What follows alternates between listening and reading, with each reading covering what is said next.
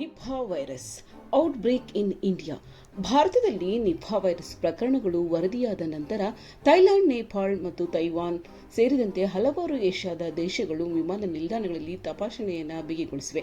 ಭಾರತದಲ್ಲಿ ನಿಫಾ ವೈರಸ್ನ ಹೊಸ ಪ್ರಕರಣಗಳು ದೃಢಪಟ್ಟಿರುವುದರಿಂದ ದೇಶದಲ್ಲಿ ಮಾತ್ರವಲ್ಲದೆ ಏಷ್ಯಾದ್ಯಂತ ಕಳವಳ ಹೆಚ್ಚುತ್ತಿದೆ. ಇದು 40-75% ಮರಣ ಪ್ರಮಾಣವನ್ನು ಹೊಂದಿರುವ ವೈರಸ್ ಆಗಿದೆ.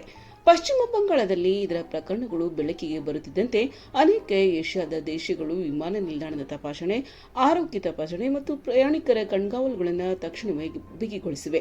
ನಿಫಾ ವೈರಸ್ ಬಗ್ಗೆ ಜನರು ಭಯಪಡಲು ಕಾರಣವೇನೆಂದರೆ ಅದು ವ್ಯಕ್ತಿಯಿಂದ ವ್ಯಕ್ತಿಗೆ ಹರಡಬಹುದು ಮತ್ತು ಇನ್ನು ಯಾವುದೇ ನಿರ್ಣಾಯಕ ಚಿಕಿತ್ಸೆ ಅಥವಾ ಲಸಿಕೆ ಇಲ್ಲ.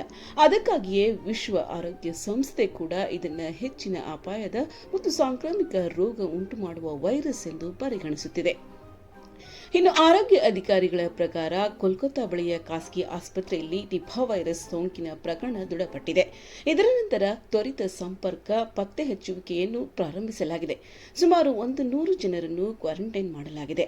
ಆದರೆ 180ಕ್ಕೂ ಹೆಚ್ಚು ಜನರನ್ನು ಪರೀಕ್ಷಿಸಲಾಗಿದೆ. ಇವರಲ್ಲಿ ಸುಮಾರು 20 ಜನರು ಹೆಚ್ಚಿನ ಅಪಾಯದ ವರ್ಗದಲ್ಲಿದ್ದಾರೆ.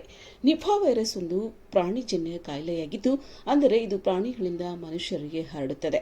ಹೆಣ್ಣು ಬಾವಲಿಗಳು ಇದರ ನೈಸರ್ಗಿಕ ವಾಹಕಗಳೆಂದು ಪರಿಗಣಿಸಲಾಗುತ್ತದೆ. ಕಲುಷಿತ ಹಣ್ಣು ಅಥವಾ ಆಹಾರವನ್ನು ತಿನ್ನುವುದರಿಂದ, ಸೋಂಕಿತ ಹಂದಿಗಳ ಸಂಪರ್ಕದಿಂದ ಅಥವಾ ಸೋಂಕಿತ ವ್ಯಕ್ತಿಯೊಂದಿಗೆ ನಿಕಟ ಸಂಪರ್ಕದಿಂದ ಈ ವೈರಸ್ ಹರಡಬಹುದು. ಜ್ವರ, ತಲೆನೋವು, ಮೈನೋವು, ವಾಂತಿ, ಗಂಟಲು ನೋವು, ಗಂಭೀರ ಸ್ಥಿತಿಯಲ್ಲಿ ಉಸಿರಾಟದ ತೊಂದರೆ, ನ್ಯೂಮೋನಿಯಾ, ಪ್ರಜ್ಞೆ ತಪ್ಪುವುದು ಅಥವಾ ಗೊಂದಲ, ಮೆದುಳಿನ ಊತ ಇವೆಲ್ಲವೂ ನಿಫಾ ವೈರಸ್ನ ಲಕ್ಷಣಗಳಾಗಿವೆ. ಇನ್ನಷ್ಟು ಹಲವು ವಿಷಯಗಳನ್ನು ತಿಳಿದುಕೊಳ್ಳಲು ವಿಭಾ ಚಾನೆಲ್ ಅನ್ನು ಲೈಕ್ ಮಾಡಿ, ಸಬ್ಸ್ಕ್ರೈಬ್ ಮಾಡಿ.